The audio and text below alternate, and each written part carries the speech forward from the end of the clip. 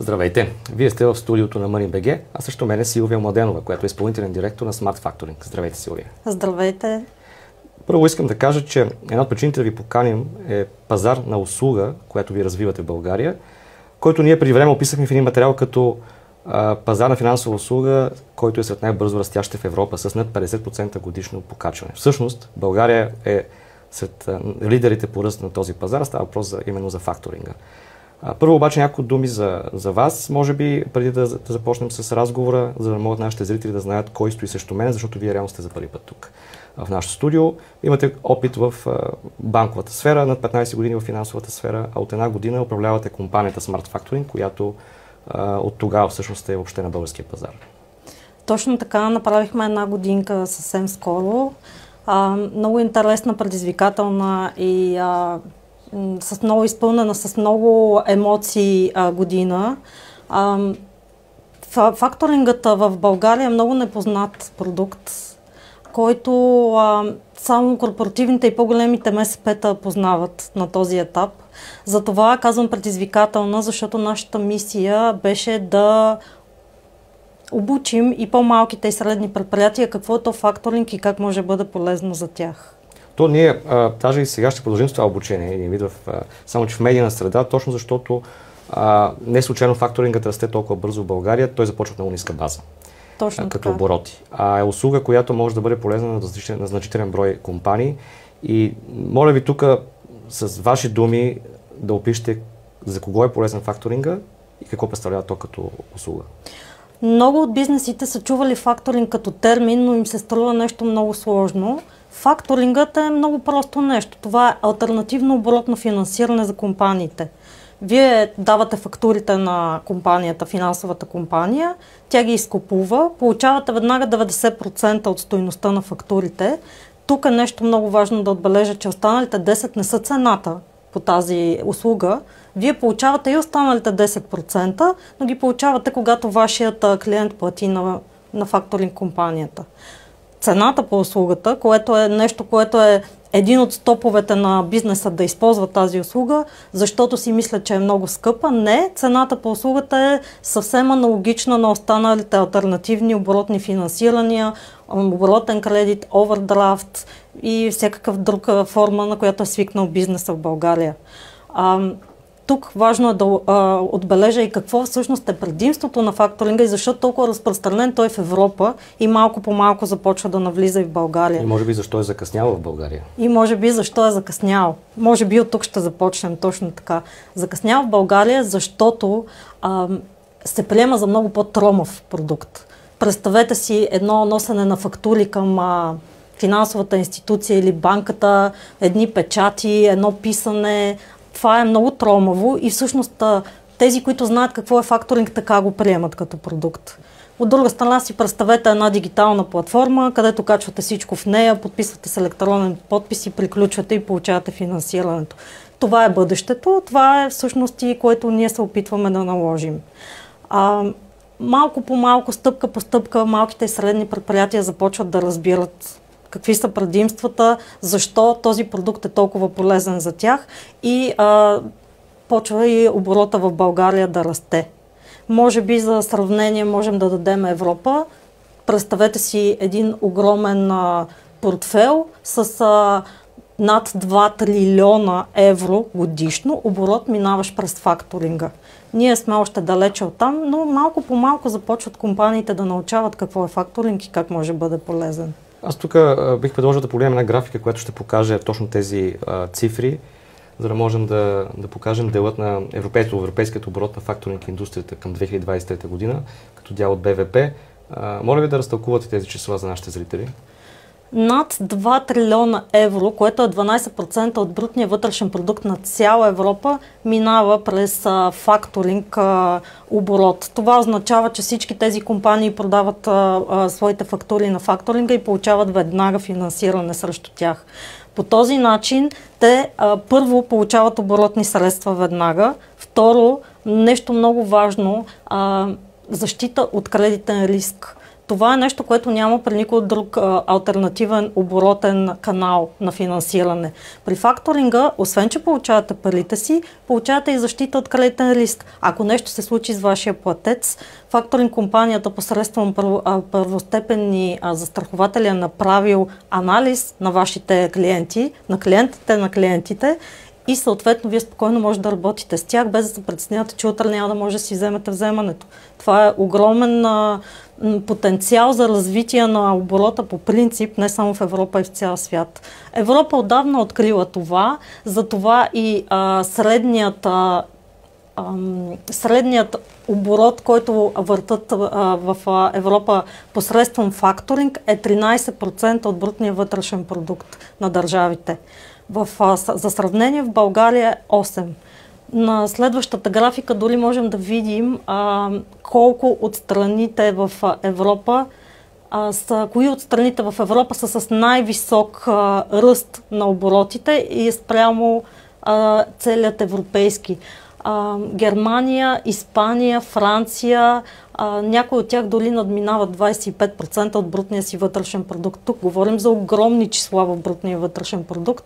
Просто компаниите там години наред са свикнали да застраховат своите вземания и да получават оборотно финансиране посредством факторинг. Аз в този контекст мога да свържа веднага с новина от седмицата, в която се казва, че точно в Германия ръстът на фалитите на компании е голям, на малки и средни точно. И всъщност това, което обяснявате вие като защита е, че ако дадена компания има вземане от даден контрагент, този контрагент по някаква причина изпадне в неплатежоспособност, тя все пак може да си вземе своето вземане и да получи тези оборотни средства, а не да рискува собственото си финансово здраве на база този домино ефект, който се получава при фалита на една компания. Абсолютно. Представете си, вие имате бизнес, зависите от плащанията постоянно, имате голямо вземане от една компания, тази компания, както става в момента в Германия с тази рецесия, се случва с нещо, с нея обявява несъстоятелност и вие трябва да спрете целия си цикъл от тук нататък. Вие обаче сте си получили парите през факторинга вече, 90% от това финансиране и тези 90% са ви застраховани. Реално парите вече са при вас, а факторингът се оправя вече с застрахователи и с събирането на тези вземания. Така че не само, че имате спокойствието да оборотните средства, които ползвате, а имате и защита от кредитния риск, което в днешно време и с всичко случващо се не само в Европа, но и по света е нещо много важно и много ценно за бизнеса. Мисля, че има още една графика, която да погледнем. Така и така сме на тема графики, за да можем да запознаем нашите зрители с максимално подробно с контекста на факторинга. Както казахте, услуга, която е много добре позната в Европа от много години, но в България тепърва ще расте и ние също от MoneyBG сме писали не веднъж за нея, но трябва да призная, че е рядко. В смисъл не веднъж, но рядко за цялата ни история от толкова години. Да. От време на време се появява в медийния оборот на информация, но най-често за кратко и така и не се налага като за разлика от алтернативите, каквито са кредитите. Какво виждаме тук? Тук виждаме процентът на вътрешен факторинг. Това говорим първо за целия Европейски съюз. Културата в Европа е дори в собствените си държави да си застраховат вземанията помежду си. Примерно в една Италия 75% от общия оборот на факторинга е вътре за италиански фирми. Въпреки това те имат културата да застраховат, въпреки че познават повече от бизнесите си и да получават финансиране срещу това и по този начин въртат цикъла си. Международният е 25% между държавите, където е по-непознато и по-сигурно. България е експортно ориентирана държава. Тук дори ще е още по-полезно, защото повечето от нашия бизнес изнася, което означава, че не познава контрагентите извън България. Вие посредством факторинга получавате и кредитна оценка на тези ваши потенциални партньори, с които да работите, получавате финансирането и получавате и кредитната застраховка. Така че бизнесът в България може да бъде много спокоен, да расте. И още нещо важно, което искам да спомена тук. Примерно при овърдрафта е необходимо първо да сте завъртяли голям оборот, за да получите оборотно кредитиране. Факторингът не действа така. При факторингът вие имате една фактура, осребрявате я и получавате 90% от нея, независимо, че тя е по-голяма от оборота, който имате. Не се гледа колко е голям бизнеса, а потенциалът за развитие на този бизнес и следващите ви сделки, фактури, които могат да бъдат осребрени в пари. Тоест аз ако съм нов бизнес, на една година, завъртял съм някакъв оборот, макар и малък, вие виждате потенциал в него, мога да използвам услугите, за да бъда да расте още по-бързо. Абсолютно. И всичко това без допълнително обезпечение. Защото ако трябва да се вземе друг вид алтернативно кредитиране, винаги ще се търси обезпечение, особено за стартиращ бизнес. Можем да дадем примери за действието на факторинг услугите с дадена, нека да бъде компания, която без да назоваваме, но примерно сектор и с конкретен продукт, или с конкретен случай, кейс стъди. Защото казвате към международни пазари също, и тук втори ми въпрос е към всички международни пазари въжи или примерно само за Европейски съюз. Знаем, че България граничи с страни от Европейския съюз, но с страни като Турция или Сърбия и Македония, които не са част от съюза. Първо споменавам, че няма ограничения в секторите. Факторингът може да е полезен за производство, за търговия, за всякакви услуги, за транспорт. Имаме клиенти, имаме в логистиката клиенти, имаме фирми на по една година, имаме фирми на по 50 години. Диапазонът е огромен. Най-важното тук е да бъде направен и кастомизиран продукта, така че да е удобен на бизнеса, който идва при нас.